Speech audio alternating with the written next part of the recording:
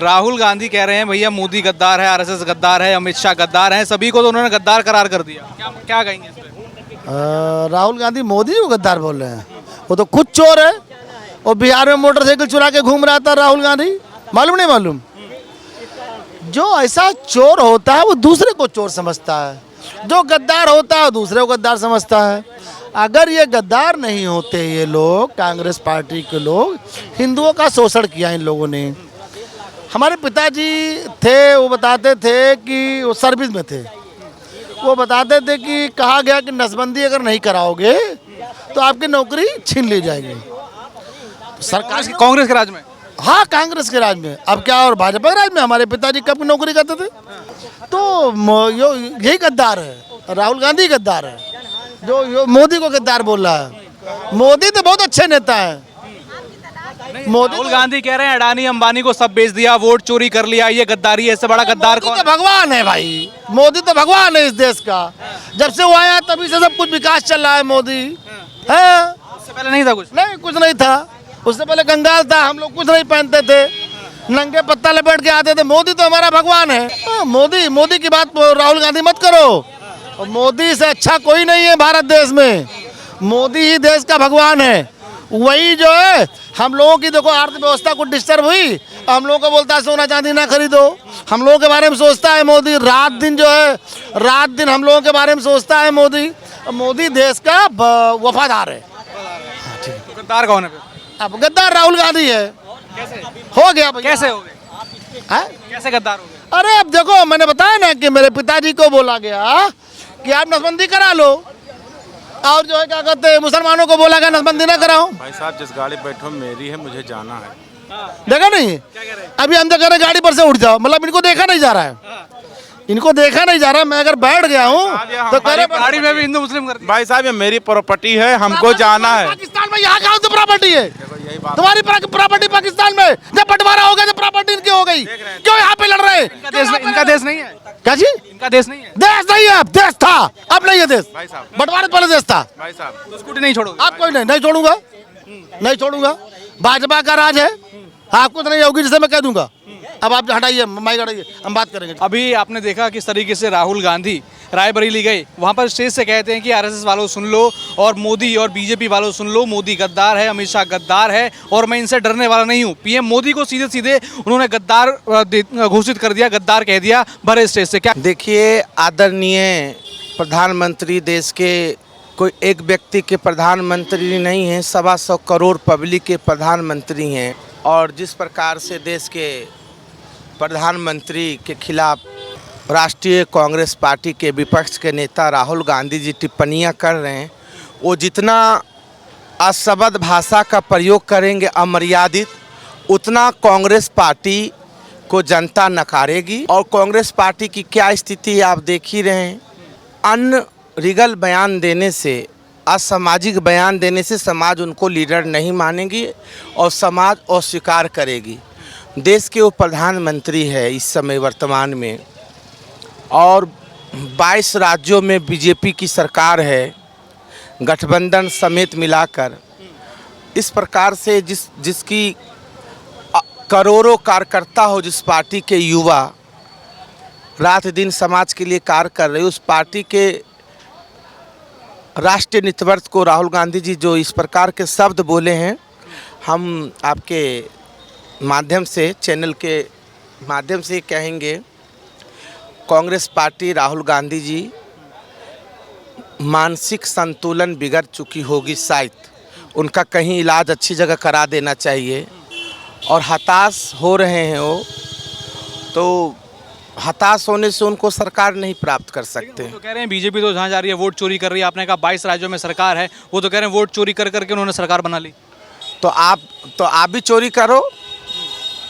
आपकी भी इतने साल सरकार रही हैं, 2 बार आदरणीय मनमोहन सिंह जी रहे हैं प्रधानमंत्री देश के, और जिस प्रकार से रिमोट कंट्रोल से देश चलता था, श्रीमती आदरणीय सोनिया गांधी जी जिस प्रकार से देश को चलाती थी, और आधा प्रधानमंत्री आदरणीय राहुल गांधी थे और आधा प्रधानमंत्री आदरणीय सोनिया गांधी जी थी, तो क्यों नहीं अपने कैसे चोरी करना, तो वो लोग करते होंगे चोरी, इसलिए चोरी का उनको याद आ रहा है। चोरी से वोट कैसे हो सकता है? जन आंदोलन, जन आक्रोश, हिंदू तत्व, हिंदू विचारधारा ने पश्चिम बंगाल में एक तरफा उन्होंने जनता ने वोट किया है। जनता ने एक तरफ से बीजेपी को वहाँ पसंद किए हैं। हमारे आदरणीय सेबंदू दा के चेहरे पे हमारे आदरणीय सुनील बंसल जी 1.5 साल से वहाँ एक विधानसभा में कार्य किए हैं। आदरणीय अमित शाह जी वहाँ पे 20 दिन से लोगों के बीच में 40 डिग्री तापमान में जनसभा, नुक्कड़ सभा हम लोगों ने किए। तो ये वोट चोरी है, ये वोट चोरी। जनता ने एक तरफ उनको मतदान दिया है बीजेपी को पश्चिम बंगाल में, और उत्तर प्रदेश में भी 2027 में देखिएगा पूर्ण बहुमत से सरकार। आपने उत्तर प्रदेश की बात की, 2027 की बात करी, तो क्या राहुल गांधी को ये हार का डर दिख रहा है, इंडिया अलायंस को हार का डर दिख रहा है, इसलिए उनके बोल बिगड़ रहे हैं? इस पृथ्वी पे जब तक आदरणीय अमित शाह जी, सुनील बंसल जी जैसे व्यक्ति भारतीय जनता पार्टी में हैं, बीजेपी को कोई हटा नहीं सकता है। और बीजेपी एक बढ़ती हुई शाख है। जिस प्रकार से भारत में श्री नरेंद्र मोदी जी के नेतृत्व में 2014वीं लोकसभा की बम्पर लोगों ने अपना आशीर्वाद दिया, उसी के स्वरूप आदरणीय योगी आदित्यनाथ जी अब देश में चेहरा हो चुके हैं। हर राज्य के लोग उनको पसंद करते हैं, हर राज्य में उनका बोलबाला है, और भारत देश के धड़कन है माननीय योगी आदित्यनाथ जी हो चुके हैं। अच्छा, यूपी को क्या दिया है सीएम योगी ने? जहाँ जहाँ योगी आदित्यनाथ जी गए हैं 42 सीटों में से 42 की 42 सीट बीजेपी जीती है पश्चिम बंगाल में। योगी जी ने क्या दिए? यूपी को योगी जी ने शांति व्यवस्था दी हैं, जो 2017 से पहले आए दिन कभी अयोध्या में, कभी बनारस में, कभी कहीं पे भी जो बम ब्लास्ट होता था, जो आए दिन दंगा फसाद होते थे, और मेरे भाई क्या दिया? वो दे दिए योगी आदित्यनाथ जी ने। जो आज हम कहीं जाते हैं तो लोग खुशी से कहते हैं आप यूपी से आए हैं, हमारा सीना गदगद हो जाता है, सम्मानजनक नज़र से देखते हैं। जो आप अयोध्या, काशी विश्वनाथ, मथुरा जैसे राज्य से आप आए हैं, जहां साक्षात इस देवलोक में ईश्वर विराजमान होते हैं। 2017 से पहले जब हम यूपी के लोग मार खाते थे, भूल गए? मुंबई में दौरा दौरा के मारते थे, कहाँ कहाँ हमारी पिटाइयाँ होती थी, पंजाब में, यही दिल्ली में, कहाँ कहाँ जब आम आदमी की सरकार थी। आज यूपी वाले को लोग देखते हैं तो स्वाभिमान और सम्मान, एक रिस्पेक्ट की नज़र से देखते हैं। और क्या चाहिए आपको? अखिलेश यादव कह रहे हैं जब से योगी आए हैं हर समाज के लोग दुखी हैं, हर समाज के लोग पीड़ित हैं। भैया अखिलेश यादव जी कौन है, क्या है, हम लोग नहीं जानते हैं। हम तो सिर्फ आदरणीय सुश्री मायावती जी को जानते हैं। बहन मायावती जी मुख्यमंत्री थी, उनका लॉ एंड ऑर्डर बहुत अच्छा था, जो वाजिब बात है।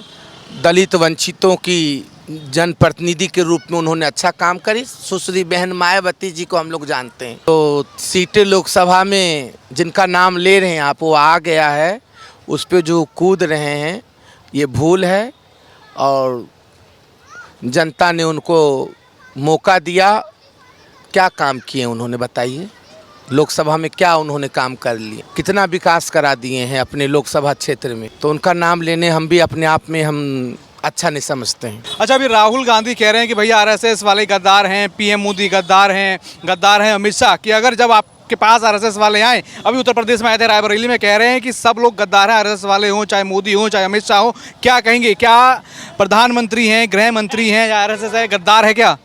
देखिए, पहली बात तो राहुल गांधी एक बड़े पार्टी के नेता हैं और एलओपी हैं, ठीक है। इतने बड़े पार्टी के नेता होने के नाते भी जो है उनको मर्यादित भाषा का प्रयोग करना चाहिए था, लेकिन ये वास्तव में उस पार्टी का स्वभाव कहीं ना कहीं बनता चला जा रहा है। क्योंकि ये देखो बार बार कभी मुख्यमंत्री को, कभी प्रधानमंत्री को, कभी किसी को ये कुछ न कुछ अपशब्द बोलते रहते हैं। ये इस तरीके का स्वभाव जो है ये अक्षम्य है। इस तरीके की भाषा का प्रयोग निंदनीय है। देखिए, आप जो है मुद्दों पर जो है अपनी बात रखिए। सरकार जहाँ पे कोई गलत कर रही है उसको आप उसका विरोध करिए, संसद में करिए, सड़क पे करिए, चाहे मीडिया के माध्यम से करिए, ये आपका अधिकार है। लेकिन ये भाषा जो बोली उन्होंने गद्दार बोल दिया। संवैधानिक पद पर हैं प्रधानमंत्री नरेंद्र मोदी, आरएसएस है जो एक बड़ा संगठन है, उनको गद्दार बोल दिया। देखिए, आरएसएस आज से है, कितने सालों से संगठन ये काम कर रहा है और किस लिए कर रहा है? इस देश के लिए काम कर रहा है। देश की जो चेतना है उसको जगाने का काम कर रहा है। आरएसएस जो है लोगों को संगठित करने का काम कर रहा है। उसका जो विचार है कि देश जो है शिक्षित हो, स्वस्थ हो, सुरक्षित हो, संगठित हो, संवेदनशील हो, सक्रिय हो, श्रमशील हो और चरित्रवान हो, संस्कारवान हो, ये उसका प्रयास है। और किस लिए? जिससे देश और समाज जो है एक दूसरे के साथ सौहार्द बना करके देश को आगे ले जाने का काम करे। और भारतीय जनता पार्टी भी उसी रास्ते पे चलने का उसने संकल्प लिया और जब तक चलती रही और अभी भी चलने का प्रयास कर रही है। कुछ राहुल गांधी के ऐसे बयान देश में सौहार्द बिगाड़ रहे हैं, देश में कहीं ना कहीं एक अलग माहौल खड़ा कर रहे हैं। देखिए, ये तो 140 करोड़ की उस जनता को जिसने जो है बार बार उनको प्रधानमंत्री चुन करके बना करके भेजा है, उनका अपमान कर रही हैं। उनको ये इनडायरेक्ट रूप में कहना चाहती है कि आप भी वैसे ही हो जो ऐसे व्यक्ति को जो है आपने प्रधानमंत्री बनाया, जो देश के हित के विषय में सोचता है, जो समाज के हित के विषय में सोचता है, जो देश के सम्मान में अपना सम्मान देखता है, जो देश के विकास में अपना विकास देखता है, जो देश की एकता में अपनी एकता देखता है, जो देश के विरासत में गर्व करता है और देश को आगे बढ़ाने का काम करता है। ऐसे लोगों पे आप ऐसे अपशब्दों का वार करके आप ये क्या सिद्ध करना चाहते हैं? आप अपने आप को बड़ा नहीं बना रहे हैं। आपको वैसे भी देखो, आपने ऐसा लगता है कि कभी कभी मुझे ऐसा लगता है कि जो प्रधानमंत्री कहते हैं कि कांग्रेस मुक्त भारत, वो कांग्रेस मुक्त भारत कोई भारतीय जनता पार्टी कर पाए ना कर पाए, लेकिन कांग्रेस के ही कुछ लोग जो है इसको भारत मुक्त जरूर कर देंगे जो है ऐसे वक्तव्यों से। हमने देखा 2019 में उन्होंने बोला कि चौकीदार चोर है, उस पर माफ़ी मांगी, फिर राफेल पे माफ़ी मांगी, और अब जब विधानसभा का चुनाव 2027 का आने वाला है, यूपी में आकर पीएम मोदी को गद्दार कहना, गृह मंत्री को गद्दार कहना और यहाँ पर आरएसएस को गद्दार कहना दिखा रहा है कहीं ना कहीं हताशा है। क्या ये 2027 का उनको चुनाव का रिजल्ट पता चल चुका है? हार दिख रही है। वास्तव में क्या होता है कि कांग्रेस राजनीतिक अनुभव के मामले में अन्य सभी पार्टियों से बहुत अधिक है। उसने जात के नाम पे चुनाव लड़ा, चुनाव जीता। उसने परिवारवाद के नाम पे चुनाव लड़ा, चुनाव जीता। उसने लोगों को तोड़ फोड़ करके जो है चुनाव लड़ा, जीता। उसने लालच से, भय से, भ्रष्टाचार से और जो ऐसी चीज़ों के माध्यम से भी अपने को लाने का प्रयास किया, उसमें भी सफल हुई। लेकिन इन सब चीज़ों को करने के बाद जब 2014 में जो है वो सरकार से गई, तो फिर जो है इसके सारे तिकड़म जितने भी इसने पूर्व में किए होंगे और करते रहे, वो सारे तिकड़म इनके फेल होते नज़र आए। इन्होंने गाली दे करके भी देखा, इन्होंने विरोध करके भी देखा, इन्होंने अपने सारी संस्थाओं पर जो है उंगली उठा करके भी देखा, आरोपित करके भी देखा। सब कुछ करने के बाद जो है जात का मुद्दा भी उठा करके देखा। सब कुछ करने के बाद जो है जनता जो है ने इनके प्रति अपना विश्वास नहीं जताया, और जिसका परिणाम इनके अंदर वो अविश्वास, वो हताशा इनके अंदर आ गई जो है, और भय आ गया कि शायद अब कभी नहीं। और इस कारण से जो है इनकी भाषा बिगड़ी हुई है, और ये भाषा जैसे जैसे चुनाव आता जाएगा आप देखते जाएंगे और भी विभत्स होती जाएगी। लग रहा है ये बिगड़ी भाषा पीएम मोदी को गद्दार कह देना, गृह मंत्री को गद्दार कह देना, क्या दिखा रहा है? राहुल गांधी उनको हुआ क्या है? गर्मी ज़्यादा है, क्या है? ऐसा क्या उनको हो गया है, या चुनाव लगातार जो हार हो रही है उसका कुछ असर है? यस, जो चुनाव हार है, असल में क्या था, अभी तक ये मलाई खाए हैं 60 साल से मलाई खा रहे थे। अब इनको 2014 के बाद 2014 के बाद अब इनकी सरकार नहीं बन रही है, तो इनको कहीं न कहीं एक प्रकार से हताशा है कि किस तरह हम यहाँ की पब्लिक को, आम पब्लिक को भड़काए। बताइए, हमारे देश के संवैधानिक पद पे जो प्रधानमंत्री हैं वो कोई किसी एक व्यक्ति के द्वारा चुने गए नहीं हुए। 140 करोड़ देशवासी हैं, उनके द्वारा चुने गए वो देश के प्रधानमंत्री हुए, और एक बार नहीं, 2 बार हुए, 3 बार नहीं, अब आने वाले समय में 3, 4, 5, 6 अनगिनत बार होंगे। इसमें किसी प्रकार को डाउट नहीं होना चाहिए। आप उन देश के प्रधानमंत्री को आप कह रहे हैं देश के गद्दार हैं, आप जो है गृह मंत्री को बोल रहे हैं कि पता नहीं क्या क्या आप ऐसे अपशब्द बोल रहे हैं, जो कि आप ही विपक्ष के एक बहुत बड़े पद पे हैं, विपक्ष का एक बहुत बड़ा चेहरा है।